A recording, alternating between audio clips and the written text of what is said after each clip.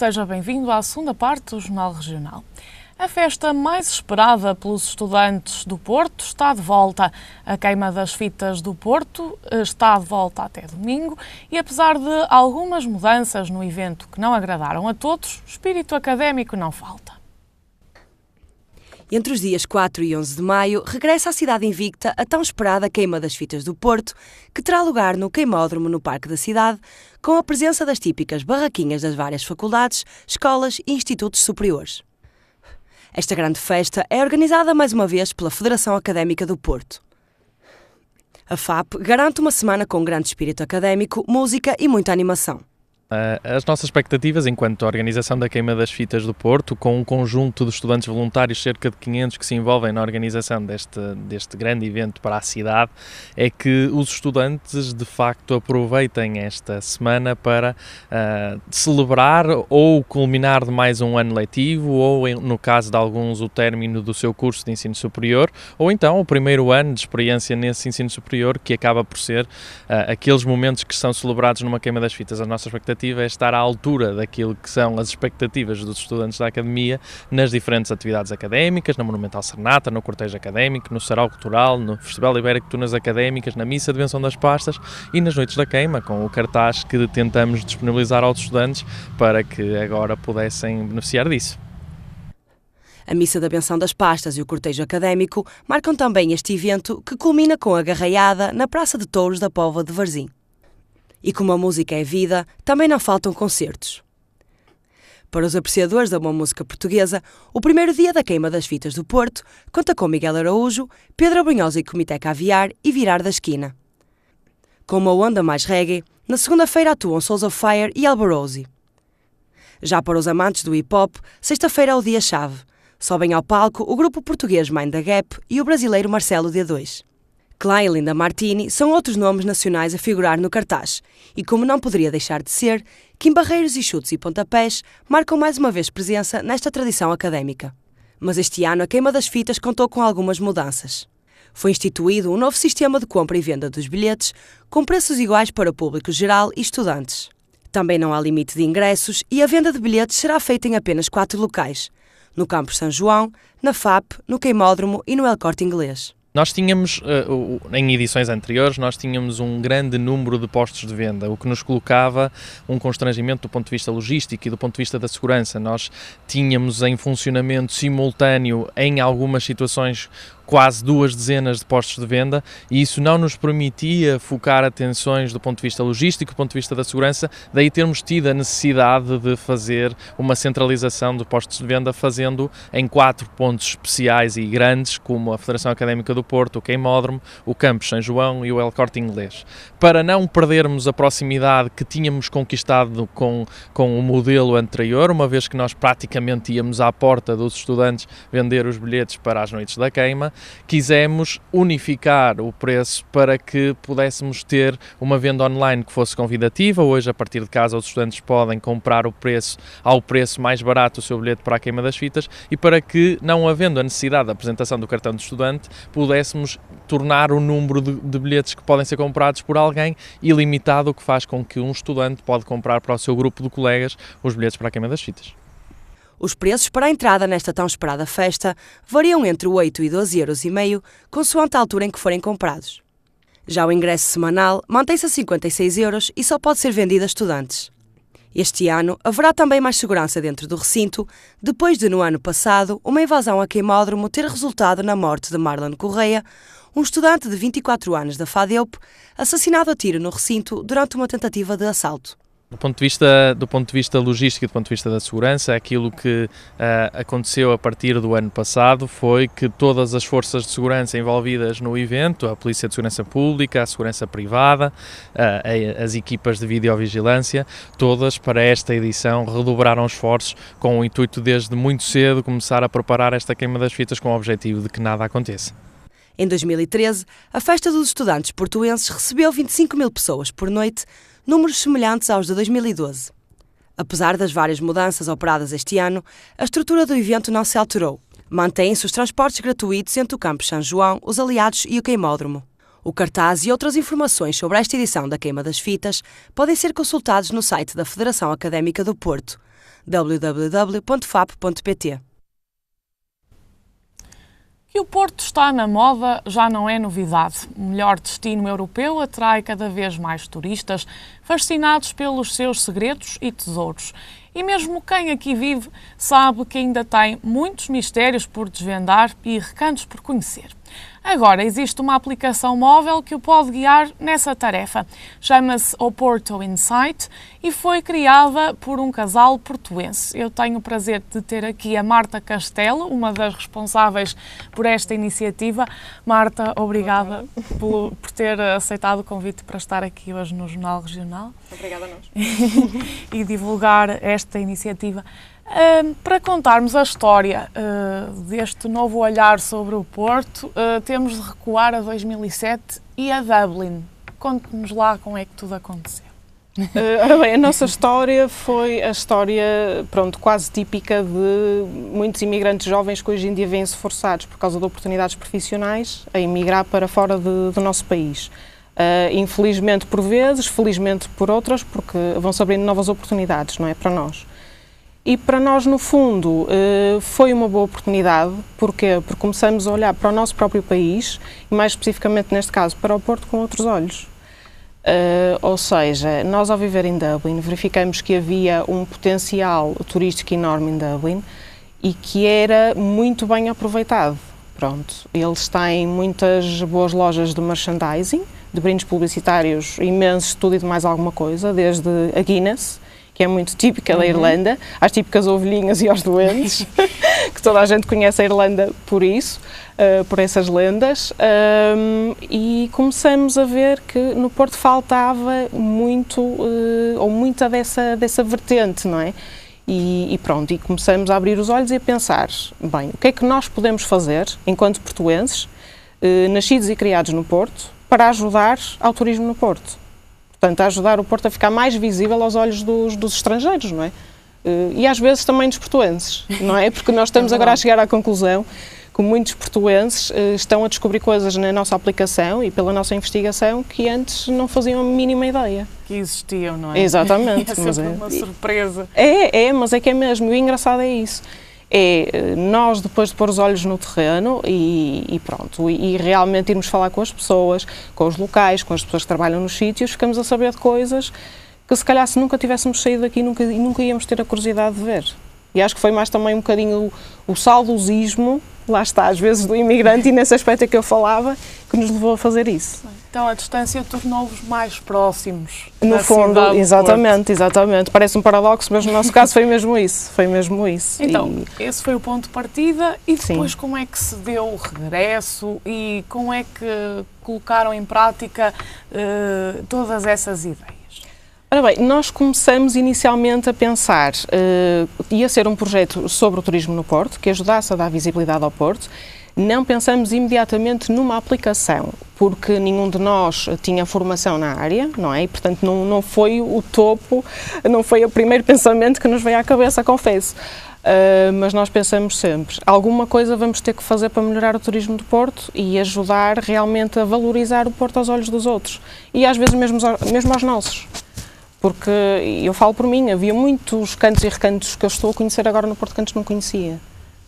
E acho que, lá está, quer dizer, nós podendo ajudar os outros a descobrir o Porto, não é? Estamos a ajudar a nós próprios, obviamente, e ao transformar depois para outras línguas, claro, estamos a tornar o Porto mais visível para o turismo, que era o nosso objetivo final. E nós juntamos a ideia das novas tecnologias porque achamos que, sem dúvida, as novas tecnologias são uma ferramenta cada vez mais útil e funcional, E é, no fundo, o que as pessoas usam cada vez mais, não é? Em viagem, porque as pessoas querem fazer city breaks, são viagens muitas vezes curtas e querem poder, em pouco tempo, explorar, não é? O máximo de coisas que possam ver numa cidade. E foi aí que nós chegamos e juntamos estas duas ideias, no fundo, que à partida nunca pensaríamos antes, mas foi assim. Então, antes de mais, para nós podermos descarregar a aplicação, Sim. O que é que temos de fazer? É assim, nós temos um site que serve de complemento à aplicação, portanto não tem as funcionalidades da aplicação, mas é no fundo um resumo da estrutura, uma apresentação. Exatamente, online. estou a ver agora, exatamente. É mais Pronto. fácil explicar. Exatamente, pronto. Através deste site as pessoas podem vislumbrar logo o que é que podem encontrar na aplicação. Pronto, ou seja, como ver o melhor porto, não é? Portanto, tem as funcionalidades da aplicação, propriamente dita, que é uma pequena descrição. Lá está, aqui inova pelo design, como já pode, muita gente elogiou o design porque é uma coisa realmente inovadora e demos muito valor também à parte estética, a funcionalidade sem dúvida, e depois os conteúdos, acima de tudo. Porquê? Porque nós tivemos a preocupação de tentar contrariar esta vertente da informação em massa, porque achamos que há muita informação, nem sempre a informação é bem selecionada, porque não há possibilidade nem tempo para isso. O que nós procuramos fazer aqui foi personalizar um bocadinho, entre aspas, a informação. Portanto, fomos contactar com guias turísticos, não aqueles que estão habituados com grupos grandes, mas aqueles guias que, portanto, têm ali em Tourist Guides, não é? Como pode ver, mas aqueles guias que estão habituados a lidar com pequenos grupos, pronto, em diferentes línguas, mas que fazem mais visitas personalizadas, portanto, visitas um bocadinho mais intimistas, não é? No fundo. Porque não queremos muito aquele turismo em massa, nós queremos apelar a coisas, lá está, visitas um bocadinho mais dirigidas ao turista. Daí que existam vários roteiros, como exatamente, já tive a oportunidade de ver na aplicação. Exatamente, pronto, nós tentamos abranger o máximo de temas possível nesta primeira vertente, porque nós depois vamos fazer outra atualização, em princípio em meados de junho, e aí vamos ainda sugerir mais conteúdos, mas nós, não sei se a Rita teve a oportunidade de ver, mas nós temos vários roteiros diferentes, desde gastronomia, roteiros arquitetónicos, literários, pronto, ou seja, temos para vários tipos de gosto. Até o das camélias, que eu também já vi. Exatamente. Mas a Câmara do Porto também já faz, o das camélias aqui, lá está, não é tão divulgado.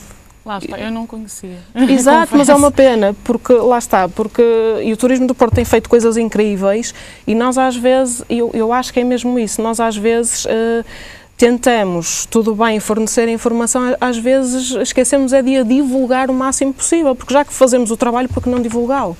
E por que não vangloriarmos, entre aspas, um bocadinho dele? E às vezes também falta um bocadinho, eu acho que aqui no Porto, essa vertente. Acho que nós estamos a tentar vender um bocadinho melhor, não é? Aquilo que fazemos de bom, no fundo, que já existe. Aquilo já está lá, quer dizer, em bruto. Às vezes não sabemos quais os veículos necessários para agilizar um bocadinho a divulgação, que é mais isso, nesse sentido. Eu vi ali algumas personalidades, o caso de Vítor Bahia, do professor e escritor, também já foi meu professor, sim, Richard Zimler, Cisa Vieira também, que nos dão algumas dicas, não é? Em função dos seus próprios gostos. Exatamente. E eles dão-nos algumas dicas, nós contatamos essas pessoas, não os conhecíamos pessoalmente, tivemos o prazer depois de contatar com eles, com alguns pessoalmente, depois com outros não, mas quando lhes apresentamos o projeto, a abordagem foi boa, a nossa abordagem foi positiva, acho que transmitimos o que nós queríamos e a receptividade foi ótima. Pronto, eles gostaram imenso, acharam o projeto, todos deram os parabéns, o que nos deu um incentivo enorme, não é? Como devem imaginar, ouvir destas pessoas que nós sempre estivemos habituados a ver, entre aspas, na ribalta, elogiar o nosso projeto, pessoas que tinham começado há pouco tempo, foi muito, muito bom. E falamos com eles, e eles acharam o projeto interessante e nós fizemos basicamente 2 perguntas, se eles quisessem responder à volta dessas perguntas, que era o que é que era para eles o Porto, o que é que significava para eles o Porto, e pedimos para eles sugerir no fundo o roteiro preferido deles no Porto. Pronto. Lá está, uns são personalidades mesmo do Porto, o caso do Richard Zimler não é do Porto, mas é uma pessoa que já está ligada ao Porto há anos, conhece muitíssimo bem o Porto, e gosta bastante do Porto e habituou-se e pronto. Por isso foi muito interessante e claro, para o nosso projeto deu uma visibilidade extra que tem atraído a atenção de muita gente. Claro, obviamente, não é? Não vou dizer que não. Nós fizemos isto realmente porque respeitamos imenso o trabalho destas pessoas, e ficamos muito satisfeitos porque eles quiseram colaborar e pronto, e claro, para o nosso projeto há uma visibilidade, não é? Fora do normal. Isso. Isto não nasce de um dia para o outro, não é? Quanto tempo é que levou a fazer este trabalho? Ora bem, nós começamos a maturar no fundo este trabalho, foi mais ou menos, lá está, quando estivemos em Dublin, mas mesmo assim a pensar a sério em fazer alguma coisa relativamente às nossas ideias, talvez 2010. Pronto, porque nós fomos realmente para Dublin em 2007, mas estávamos envolvidos noutros projetos profissionais e claro, para uma pessoa conhecer a cidade e o potencial que a cidade tem, demora sempre algum tempo, obviamente, e ao fim mais ou menos de 2 anos e tal de estarmos lá, é que nos apercebemos que, pronto, que havia muito que tinha sido feito em Dublin que podíamos tentar fazer no Porto. Pronto, e depois muitas tardes passadas em bibliotecas, algumas fiz de tarde, entrevistas populares, não foi? Sim, isso foi, teve que ser, e depois é assim, o giro aqui no Porto, que eu gostei imenso, e o meu marido também, foi que nós fomos falar com pessoas e encontramos, lá está, é a hospitalidade portuense, isso sem dúvida. Nós encontramos pessoas que, se dependesse delas, ficávamos lá a falar horas, porque queriam contar tudo e mais alguma coisa dos sítios. São pessoas que realmente adoram os sítios onde trabalham e isso realmente para nós é um incentivo extra, porque quando uma pessoa vê que a pessoa está lá por estar, pronto, se calhar não vale a pena falar com aquela pessoa, é um bocado por aí. Agora, quando vemos pessoas que realmente gostam daquilo, uma pessoa já sabe que vão ter muito para dar e muito para falar. Pronto, e foi isso com que nós deparamos, quer dizer, vimos de vez em quando algumas portas a fecharem-se, mas mais se calhar por receio, pronto, e aí batemos outra vez à porta e tentamos lá chegar de outra forma e insistimos, teve que ser, é um trabalho que tem que ser feito. E pronto, e depois por outro lado tivemos pessoas fantásticas que nos deram todo o tipo de informações que nós precisávamos e mais nos dariam se continuássemos lá. E a base de dados então foi feita em colaboração com a Porto Turismo, certo? Exatamente. Desculpe, não Rita, assim, a base de dados no fundo foi a Porto Turismo deu-nos porque eles fizeram um levantamento enorme de todos os pontos de interesse turísticos e comerciais do Porto. Pronto, a base de dados em bruto, no fundo, foi a Câmara que nos deu. Todos os factos, pronto. Ou seja, as datas, o estilo arquitetónico, por exemplo, dos monumentos, etc., isso vem tudo lá, realmente a Porto Turismo.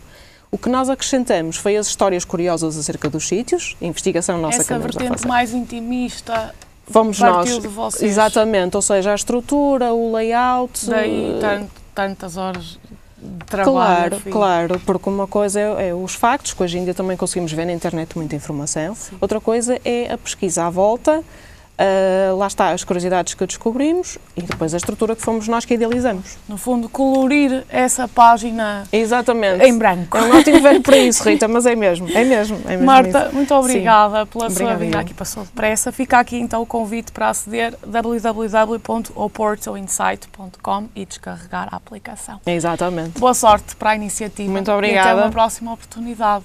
Obrigada, Rita, por tudo.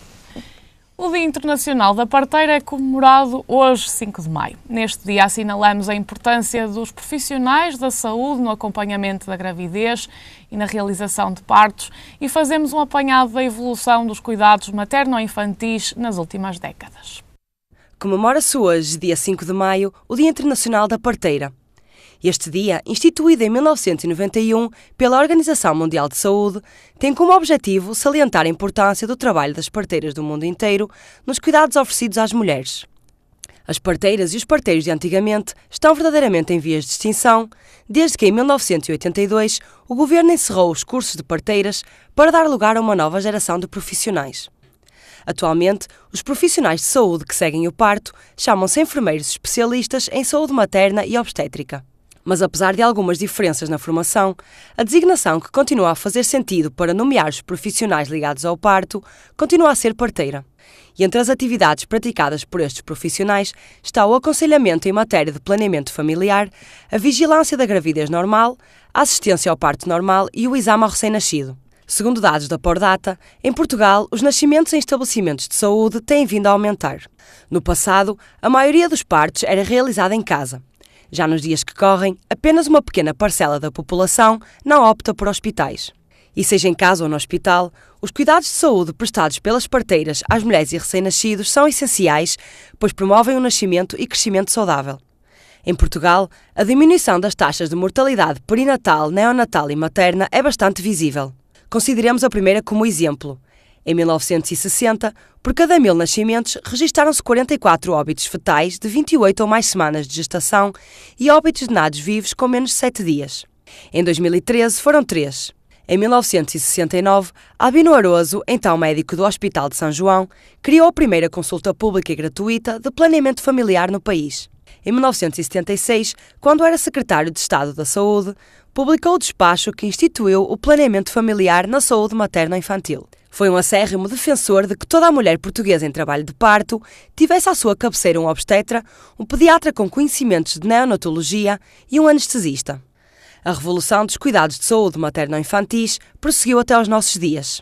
Segundo dados de 2012 da Unicef, a Serra Leoa encabeça a lista de países com a mais alta taxa de mortalidade infantil. Segue-se Angola, com um registro de 164 mortes em 1000 crianças até 5 anos. As doenças tropicais, com destaque para a malária, constituem a principal causa destes números. Por cá, a jornada vai ser comemorada pela Ordem dos Enfermeiros no Jardim da Alameda Dom Afonso Henriques, em Lisboa. A atividade decorre até às 18 horas e conta com uma amostra de cuidados de saúde materna e obstétrica e uma zona de demonstração de aulas de preparação para o parto. O sol, quando nasce, é para todos e é a maior fonte de vitamina D. Faz bem à pele, aos ossos, ao humor e a muitas outras coisas. Agora que a primavera chegou para ficar, aproveite a luz solar e trate da sua saúde. Anda cabisbaixo, sente dores nos ossos ou transpira muito na cabeça? Então pode estar a precisar de vitamina D, que é o mesmo que dizer de sol. O sol é considerado a melhor fonte de vitamina D. Segundo Michael F. Holick, professor de Medicina, Fisiologia e Biofísica do Centro Médico da Universidade de Boston, 80 a 90% desta vitamina vem da exposição à luz solar. Ou seja, uma boa alimentação não é suficiente para garantir a vitamina D que o nosso corpo necessita de receber todos os dias. Nos alimentos, ela encontra-se presente em peixes gordos, como o salmão, a cavala e o arenque, ou também na gema de ovo e no fígado, por exemplo. Crianças e adultos com menos de 70 anos devem obter 600 unidades internacionais de vitamina D por dia e aqueles com mais de 70 devem procurar chegar às 800. Isto porque a pele produz cada vez menos vitamina D à medida que envelhece e os rins começam a ser menos produtivos quando se trata de converter a vitamina D em algo rentável para o nosso corpo. Para além disso, os séniores também tendem a passar mais tempo dentro de casa, de acordo com o National Institute of Health. As crianças correm maior risco de raquitismo, amolecimento dos ossos e os adultos de sofrer osteoporose. 15 minutos de sol bastam para produzir a quantidade de vitamina D de que precisa para fixar o cálcio, essencial ao desenvolvimento dos ossos e dos dentes, sobretudo nas crianças, nas grávidas e nas mães em fase de amamentação. Outros estudos demonstram que esta vitamina pode ajudar a reduzir ou eliminar a dor crónica associada a doenças como a fibromialgia, a artrite e a dor de cabeça. Certamente que já ouviu falar nas depressões de inverno. Ora, não é por acaso que as depressões se revelam mais graves nos habitantes de zonas do planeta em que há menos horas de sol do que nos que vivem em países quentes. O nosso bom humor depende do nível de serotonina, um neurotransmissor em muito condicionado pela luz solar que determina as horas de sono e de alerta. Se ela for reduzida, esta espécie de relógio biológico interno entra num desequilíbrio que pode resultar na chamada depressão sazonal. Nos países escandinavos existem até clínicas que tratam doentes com depressão através de uma terapia solar. Felizmente, Portugal é um país com boa insolação, por isso aproveite o sol, mas proteja-se. Ora, vamos então ver se o sol vai brilhar amanhã. Nas regiões norte e centro teremos períodos de céu muito nublado, no sul pouco nublado e períodos de chuva fraca no Minho e Douro litoral. Haverá também lugar a uma pequena descida de temperatura.